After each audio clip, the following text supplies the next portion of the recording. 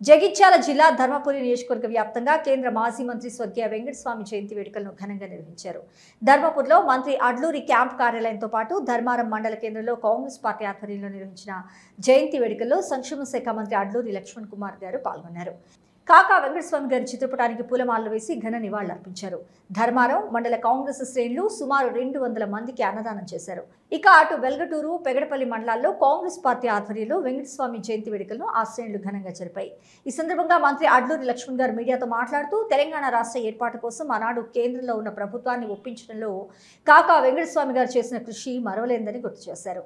కాకా వెంకటస్వామి ఆశయ సాధన కోసం కృషి చేస్తూ ఆయన చూపిన బాటలో నడుస్తామని వెల్లడించారు. ఈ సమయంలో కాంగ్రెస్ పార్టీ మండల అధ్యక్షులు దినేష్ తిరుపతి రెడ్డి, శైలేందర్ రెడ్డి, రాములతో పాటు కార్యకర్తలు భారీ సంఖ్యలో పాల్గొన్నారు.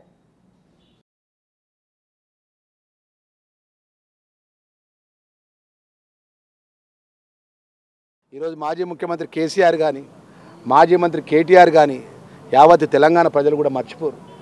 ఆరో తెలంగాణ రాష్ట్రం వచ్చే విషయంలో కేంద్రంలో ఉన్న సోనియా గాంధీని, కేంద్ర నాయకత్వాన్ని ఒప్పించే విషయంలో పెద్దలు వెంకటస్వామి గారి యొక్క చొరవ కానీ, వారి యొక్క ఏదైతే ఆలోచన కానీ గొప్పదని చెప్తున్నా. ఆ రోజు కేంద్రంలో గులాం నబీ ఆజాద్ను, ప్రణబ్ ముఖర్జీని, అదేవిధంగా ఐఏసీసీలో ఉన్నటువంటి నాయకత్వాన్ని ఒప్పించి తప్పకుండా తెలంగాణ రాష్ట్రం ఏర్పడితే తప్ప మన రాష్ట్రం, మన ప్రాంతానికి అన్ని విధాల మేలు జరగదని చెప్పి ఆలోచన ఉన్నట్టు మహానాయకుడు.